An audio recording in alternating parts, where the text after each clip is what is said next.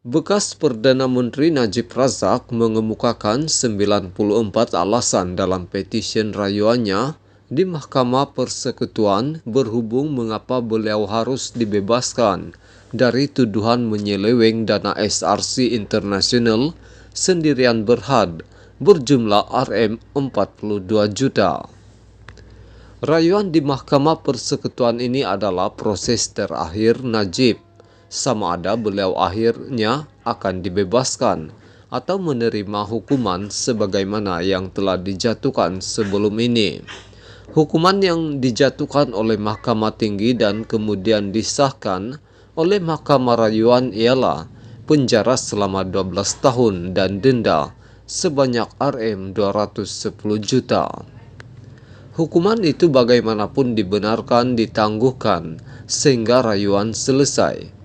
Antara alasan yang dibangkitkan dalam petisyen itu ialah Mahkamah Rayuan telah tersilap dalam fakta dan atau undang-undang dalam mengesahkan dapatan Mahkamah Tinggi bahwa pihak pendakwaan telah membuktikan kes prima facie terhadap Rayu Najib atas kesemua 7 pertuduhan dan memanggilnya untuk membela diri.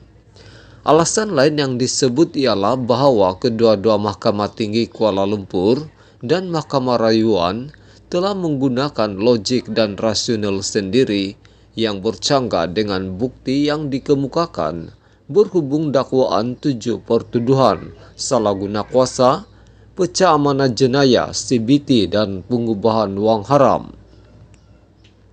Dalam petisyen rayuan yang difailkan melalui Tetuan Syafi'i & Co. semalam, Najib 68 tahun itu mendakwa beliau terkilan dengan kesilapan serius dalam fakta dan undang-undang yang diputuskan oleh kedua-dua mahkamah dalam alasan penghakiman yang dikemukakan. Sebelum ini dalam proses rayuan di Mahkamah Rayuan, pasukan peguam Najib telah mengemukakan 307 alasan mengapa bekas Perdana Menteri itu harus dibebaskan daripada hukuman yang dijatuhkan oleh Mahkamah Tinggi. Peguam Harvinderjit Singh yang mewakili Najib mengesahkan petisyen rayuan merangkumi 307 alasan itu difailkan pada 19 Oktober tahun lalu. Antara alasan petisyen rayuan tersebut, Najib mendakwa beliau gagal mendapatkan perbicaraan yang adil dan saksama kerana kekhilafan Hakim Mahkamah Tinggi Muhammad Nazlan Muhammad Ghazali dan tindakan pihak pendakwaan yang menafikan haknya di bawah perlembagaan persekutuan. Begitupun Mahkamah Rayuan membuat keputusan mengekalkan keputusan Mahkamah Tinggi terhadap Najib yang disabit dengan hukuman penjara 12 tahun dan denda Rm210 juta itu. Panel 3 Hakim Mahkamah Rayuan yang membuat keputusan tersebut diketuai Hakim Datuk Abdul Karim Abdul Jalil bersama-sama Hakim Datuk Haszana Mehat dan Hakim Datuk Vezer Alam Maidin Merah. Panel Hakim Mahkamah Rayuan memutuskan bahawa Hakim Perbicaraan Mahkamah Tinggi adalah betul apabila mendapati bahawa 3 pertuduhan pecah amanah terhadap Najib telah dibuktikan tanpa keraguan munasabah.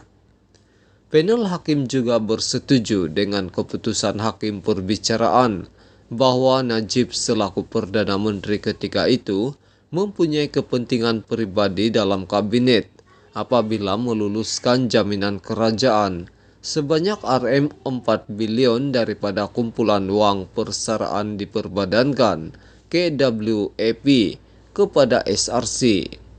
Hakim Mahkamah Rayuan Abdul Karim Abdul Jalil memutuskan bahawa Najib mempunyai kuasa penuh ke atas SRC Internasional serta mengetahui mengenai kemasukan Rm42 juta ke akaunnya di antara tahun 2014 dan 2015. Beliau turut memutuskan bahawa Rm42 juta aliran wang keluar dari SRC dan ke beberapa syarikat dilakukan bagi menyukarkan pengesanan dan mengelak dikesan pihak berkuasa. Mahkamah juga bersetuju dengan hakim perbicaraan bahwa terdapat penyelewengan jelas sebanyak Rm42 juta oleh Najib untuk kegunaannya sendiri. Abdul Karim berkata dakwaan pembelaan kewujudan derma dari Arab yang masuk ke akaun Najib adalah tidak boleh dipertahankan. Beliau menambah, tidak ada sebab untuk uang itu terlebih dahulu dideposit ke akaun SRC yang merupakan entiti milik penuh Kementerian Keuangan jika ia sememangnya derma dari Arab. Kes rayuan Najib ini adalah kes yang paling ditunggu-tunggu, bukan saja di negara kita, tetapi juga di seluruh dunia. Di beberapa negara, Amerika Syarikat, Singapura, UAE, misalnya, sudah ramai yang dihukum bersalah berhubung skandal 1MDB, dan SRC International adalah anak syarikat 1MDB pada asalnya sebelum dipindahkan ke Kementerian Keuangan. Di Mahkamah Rayuan sebelum ini, 307 alasan dikemukakan oleh pasukan peguam bela Najib dan ia gagal membebaskan beliau. Apakah pula nasib beliau melalui 94 alasan yang dibentangkan di Mahkamah Persekutuan ini? Sama-samalah kita tunggu pengakhirannya. Berita ini dipetik dari syahbudinhusin.com yang telah diterbitkan pada 26 April 2022.